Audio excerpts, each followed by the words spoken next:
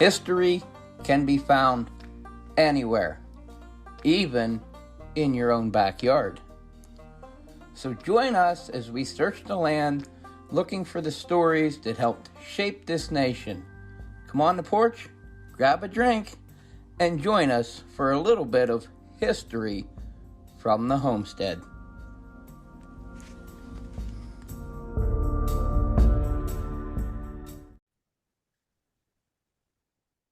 Hey there, history buffs. Welcome to this episode of the History from the Homestead podcast. Rejoining me today is Elizabeth Shope from the Johnstown Flood National Memorial. This is actually now your hat trick, technically, It because is. you Yes. were on. Well, actually, this could be your fourth time because we did two, and then you were on uh, And then the panel. the whole big get together. Anyway, you were actually the first guest. We talked about the Allegheny Portage Railroad. We talked about the Johnstown flood. And now we're coming back to talk about that more because we didn't really cover the South Fork Fishing and Hunting Club, who was the owner of the lake at the time of the flood. So, and we figured it would be good to come back and actually talk about the club and its insanely wealthy members. Um, So, but we'll start off with Benjamin Ruff, who actually owned the land prior to the flood. He owned the land before the club was formed. Yeah, so the South Fork Dam was owned by different people. And Benjamin Ruff, as you had mentioned, he was the president of the South Fork Fishing and Hunting Club, which, as you mentioned, were a group of wealthy men from Pittsburgh. And this was Ruff's venture. He was looking for people who enjoyed the great outdoors. Fishing is becoming a popular sport, and you have the potential here to rebuild the dam.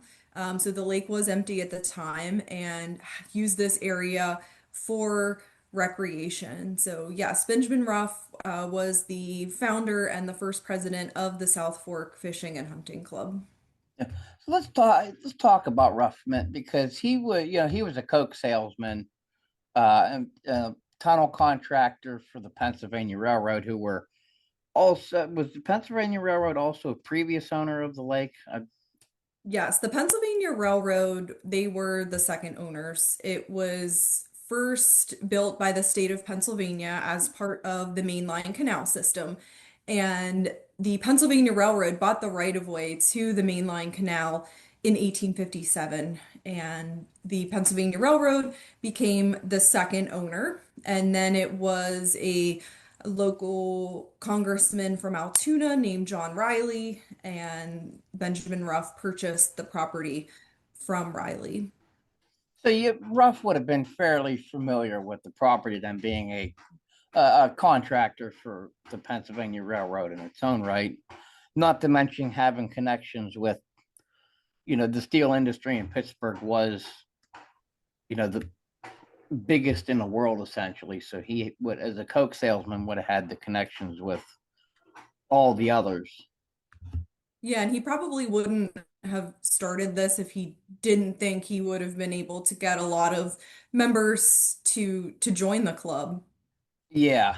I'm reading it says he, bought it for $2,000, which I mean, even back then to him was probably nothing, but that would have been a lot of money for the average Joe in 18. Yes, and just to even speaking of a lot of money, just to join as a member of the club, membership fee was $800. That's a lot of money to join a club today. In the 1880s, that meant that only the very wealthy could afford that kind of membership fee.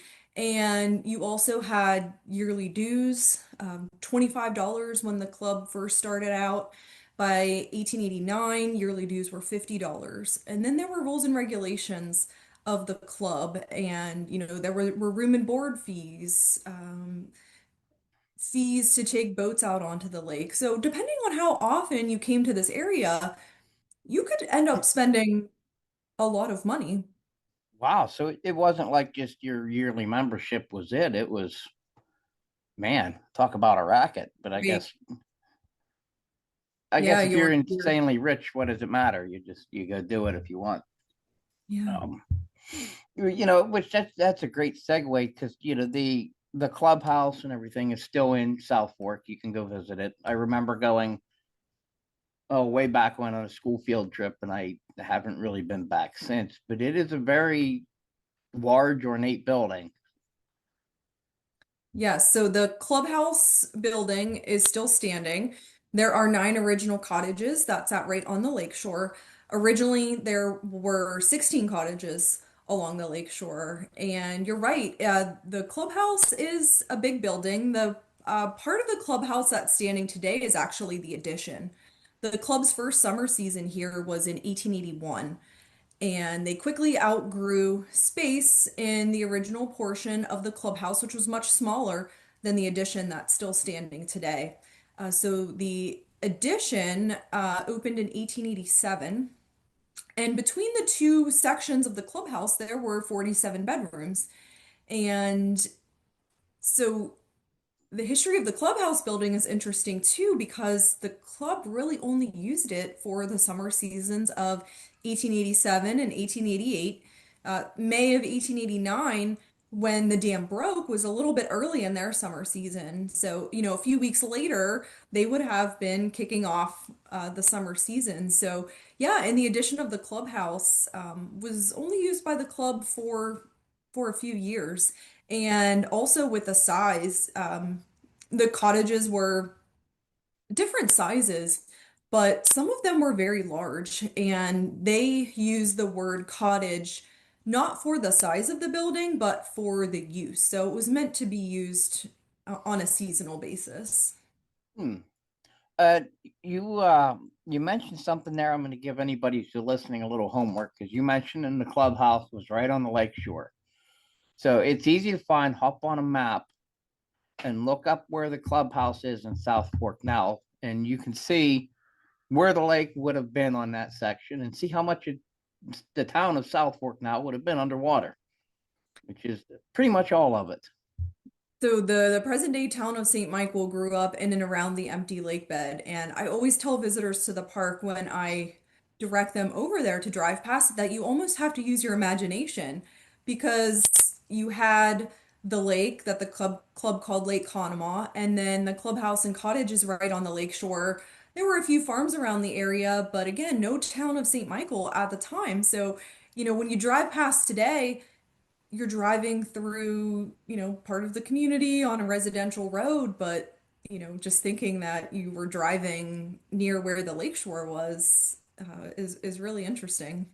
Yeah, And, I go ahead. I'm sorry. oh, I was just gonna say the landscape has changed a lot as um, you had mentioned, with the town growing up in and around the empty lake bed, where the South Fork Dam was, train tracks were put in just 2 years after the flood. So very soon after the dam broke, things really started to change here in this area.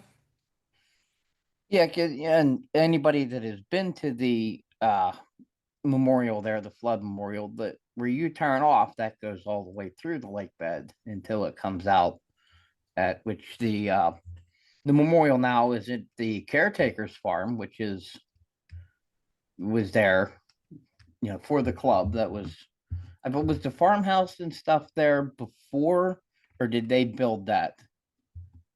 Yeah, so and that's a good segue too with thinking of how things have changed, but some things uh, look the same. And if you're standing on the dam looking up at the visitor center area, it looks very similar to what it would have looked like if you were standing on top of the dam on May 31st, 1889.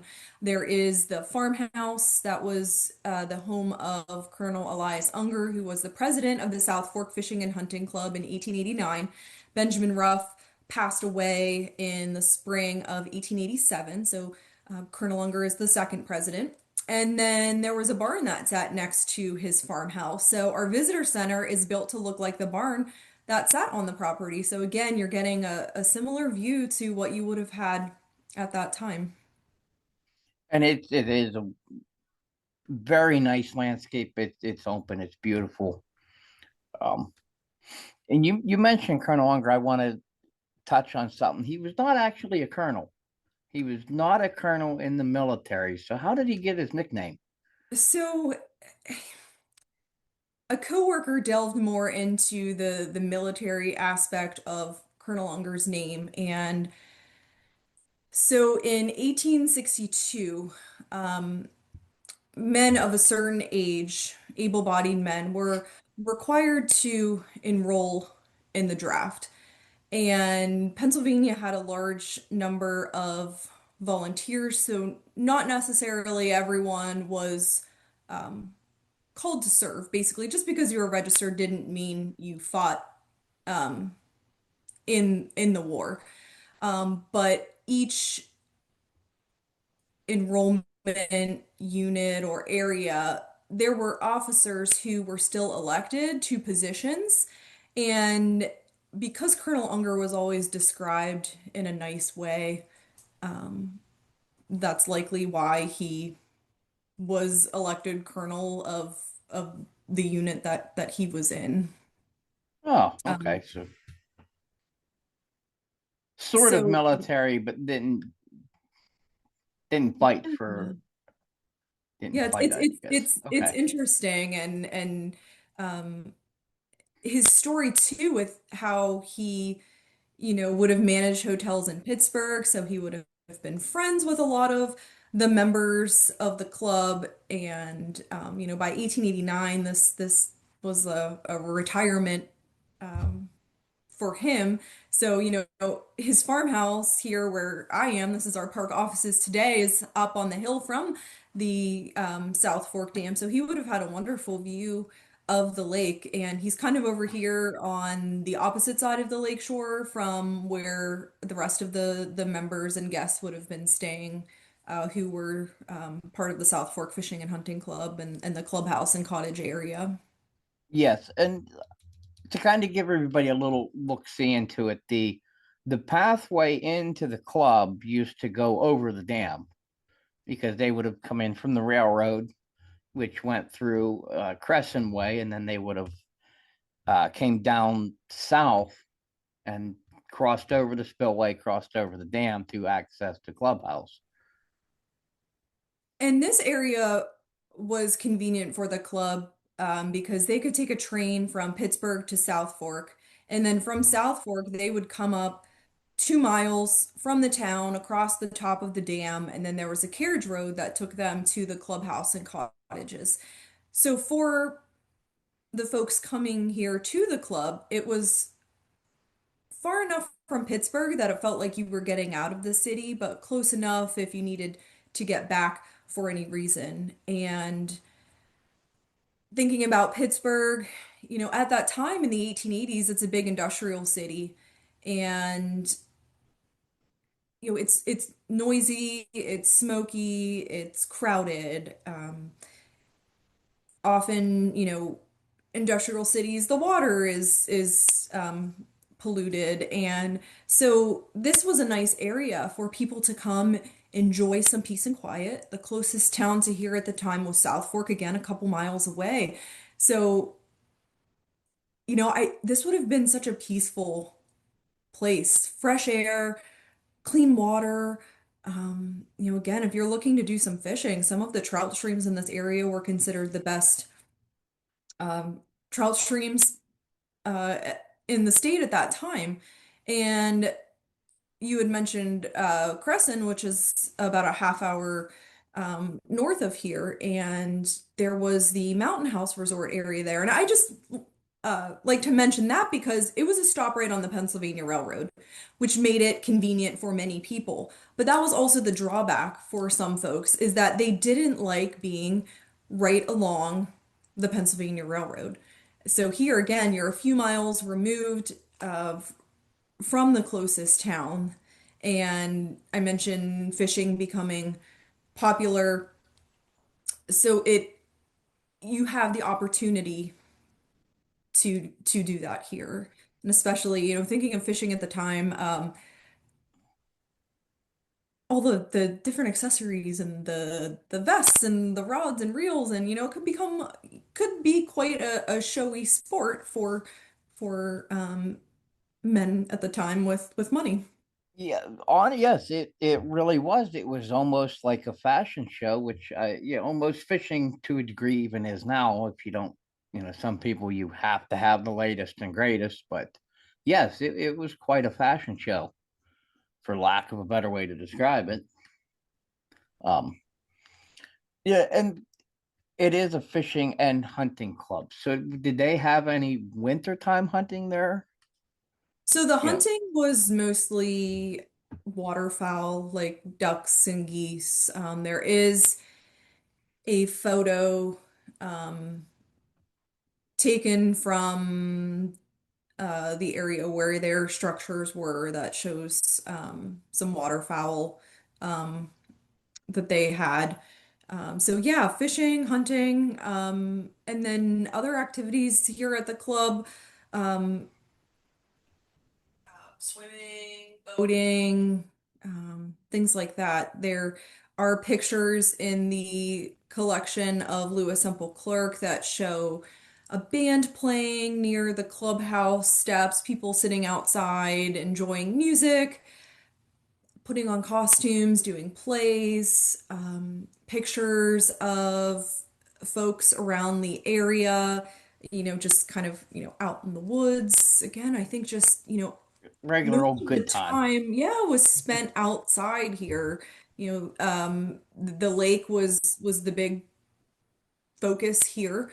And so yeah, all of your time spent outside. And I mentioned Lewis Semple Clark, and his father was a club member here, a cottage owner. The Clark Cottage still stands today. And Lewis Semple Clark was very good building things, and he um, kind of call him like the club's photographer because in 1989 his granddaughter found pictures that he took here, and those were the first pictures that were found that gave us a glimpse of what things would have looked like at the time. So I often think about the people that worked here before 1989 and, trying to imagine, you know, just how close the lake came or what some of the cottages look like at the time, or even cottages that aren't standing anymore. What did they look like? Pictures of members and guests here in their Victorian dress, the boardwalk that was along the lakeshore, the boathouses. So that was a huge, huge find, and really gives a glimpse of what life would have been like here at the lake. Yeah. Oh my goodness, should have been something to see. Yes. Um, you mentioned members. We'll cover some of the members here because, like we said before, we're talking the who's who. Pittsburgh was the center of it all. I would say there was probably more millionaires in Pittsburgh than New York City would be my guess. That's There were just an a lot. opinion, but you're talking Andrew Carnegie, you're talking Henry Clay Frick. They Yeah, and Andrew Carnegie is an interesting one because he spent a lot of time at the Mountain House Resort area, and he was a dues-paying member of the club. He is not signed into the clubhouse guest register, which doesn't mean that he was never here, but he is a good example of why a wealthy man from Pittsburgh would want to join as a member of the club, even if you weren't going to spend a lot of time here. Think about networking.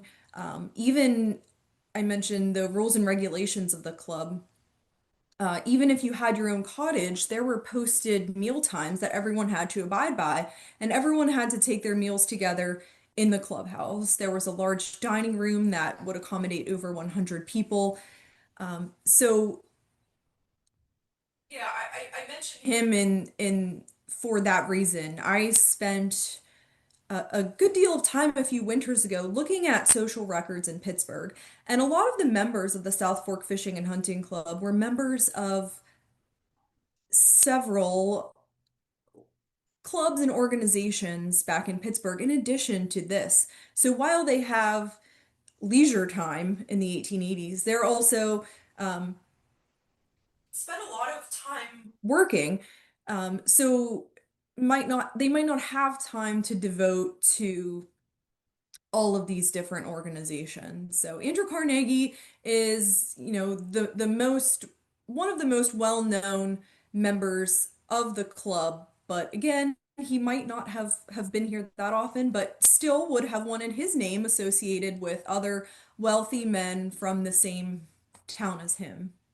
Oh, absolutely. And I'm sure the passing of it helped with plenty of deals because let's be honest, most of these wealthy individuals in the 1800s did insider trading, backdoor deals. So, you know, Well, and all I always sorts of. wonder, how many mealtime business deals were made here at the club with all of these people together. And it's interesting too, looking at how a lot of their lives were intertwined. Business partners, neighbors in Pittsburgh. A lot of them belong to the same Presbyterian church. Marriages between the different families. So it's very interesting, kind of how a lot of their lives intersect. Almost comes to be more of a social club than a fishing club. Technically, that was. Yeah, socializing would have been a big part of it. Also, yeah, people who enjoyed the outdoors, enjoyed outdoor sport. Yeah. We obviously we're not going to go down the whole list of guests. You mentioned Lewis Semple Clark. There was also, let's see here. And I didn't mention with Lewis Semple Clark that I mentioned that his father was a club member, and he actually was a club member himself by 1889 too. Um, Oh yes, because I was just looking at it. Anybody who's interested, he developed the porcelain insulated spark plug, so you can thank him for your car running yes, every and again, day. just like a very handy person. Yeah, which that kind of seems interesting how he would have been involved, having been in the steel industry, but because like you said, they were kind of intertwined around Pittsburgh and the steel mills Yeah, and that was what because he was the co-founder of the auto car company who built trucks and such. So I don't know, maybe they did the trucking for the steel. I don't really and know, but his father, Charles Clark, was involved in transportation. Um, and you're right, some of them in the iron and steel business, some in the paint business, a lot of them were involved in glass making business. So all sorts of different business ventures. so yeah, absolutely. And I think we should mention one more. Well, actually two more, but Cyrus Elder and Daniel J. Morrell, who were Johnstown's members to the club. Yes. Daniel Morrell was the general manager of the Cambria Iron Company, and he was very well liked, very well respected in Johnstown. He's the person that I think of that's kind of like always looking out for people living in that area, always has their best interests in mind, and he sent an engineer associated with the Cambria Iron Company up to the lake to take a look at things.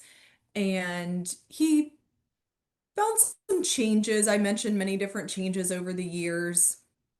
He suggested some changes to Daniel Morrell, who wrote a letter to Benjamin Ruff suggesting these changes. And basically, um, at the end of Benjamin Ruff's letter, he says, "You and your people are in no danger from our enterprise." I'm sure Ruff didn't want people meddling in what he was doing here. Daniel Morel, again, just wanted to make sure, that things were being done properly. He wasn't necessarily trying to stop the club from recreating here. It was just more looking out for the lives of the people in the valley below.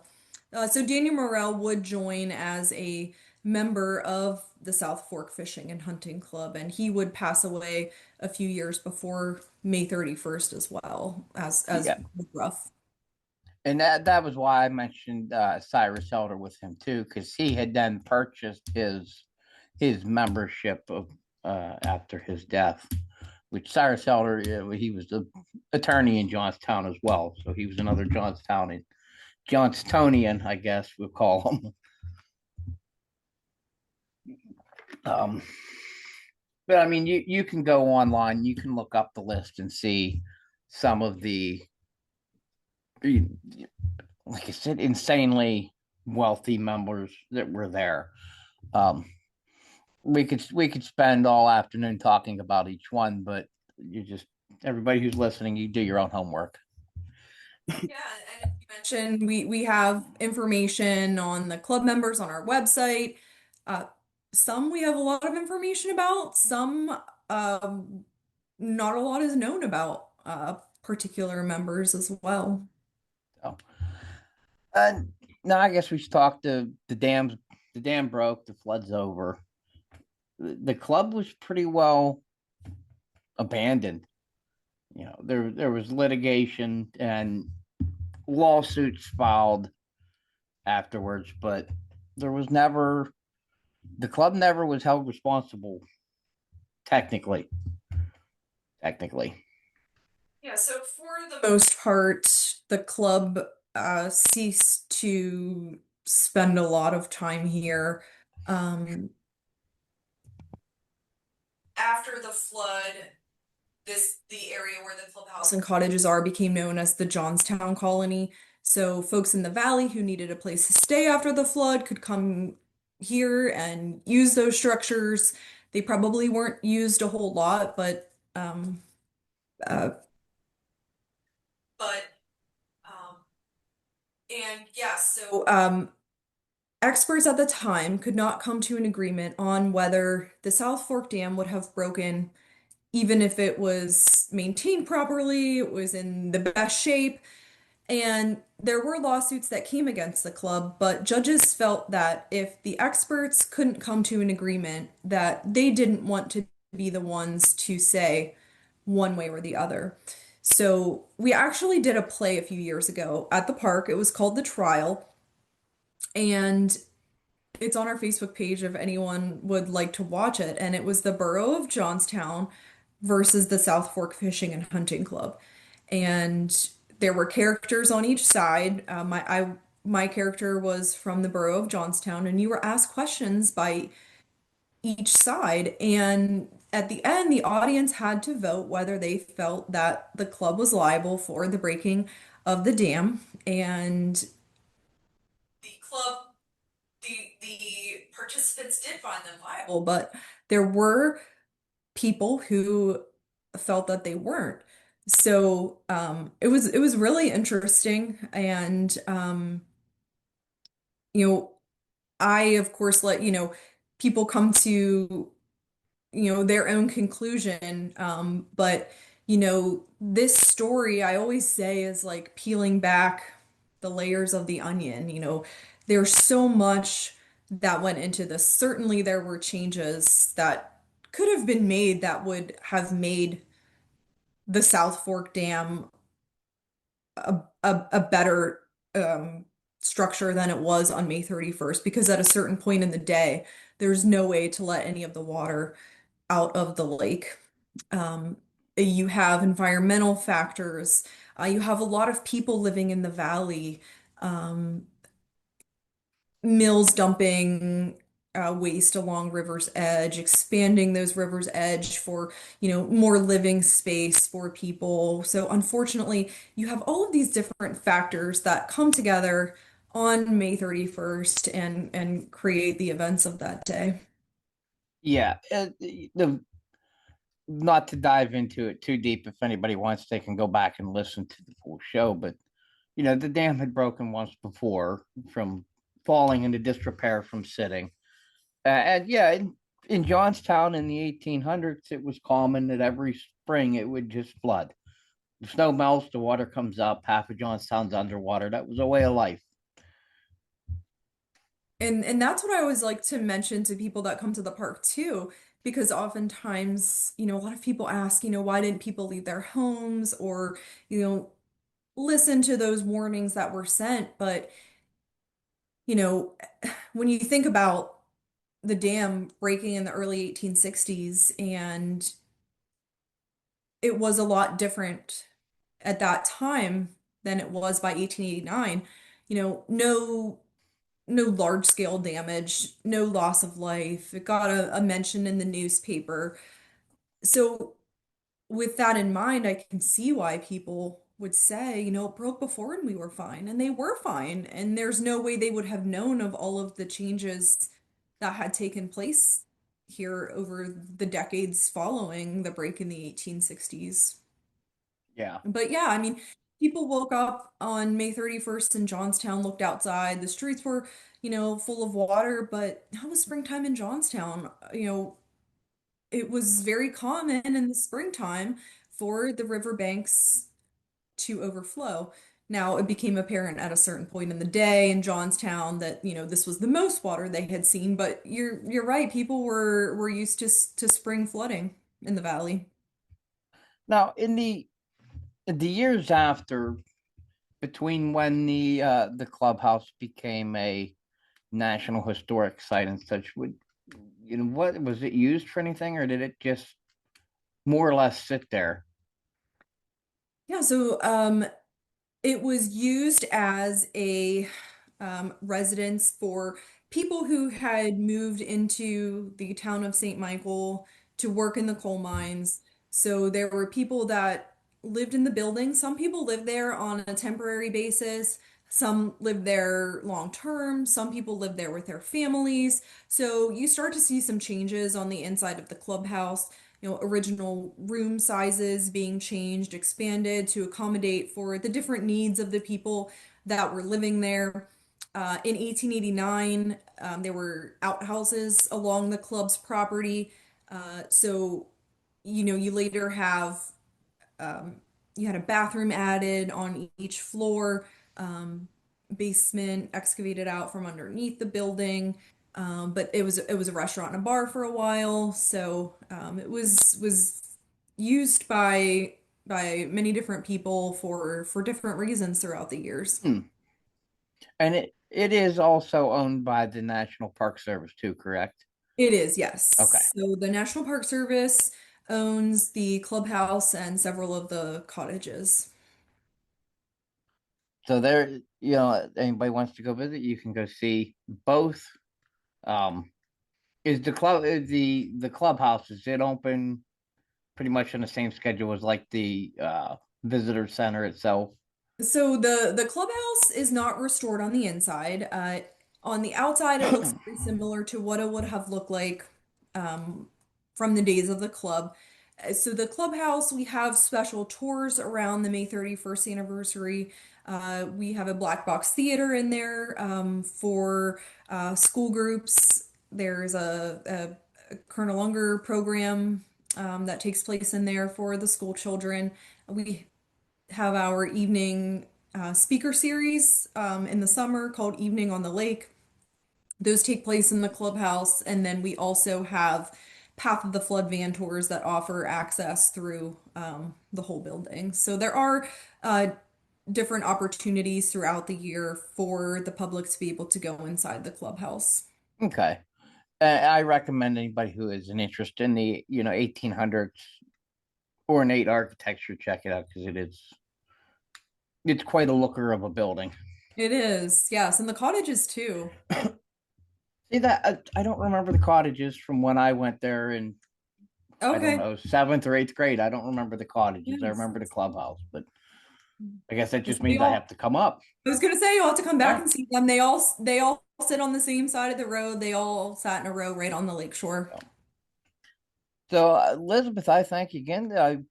I definitely wanted to touch on this, so I'm glad you were able to join me. We could cover this part coming up, especially being with the anniversary of the flood is here upon us.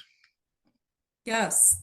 Yes. So this May 31st will be the 136th anniversary of the flood. So thanks for having me back. I appreciate it. Thanks to everybody for listening. Remember, if you like the show, you can share it with all your friends. We can be found on all the major podcast players. We can be found on Facebook, and you can also find us and catch the show notes at historyfromthehomestead.com.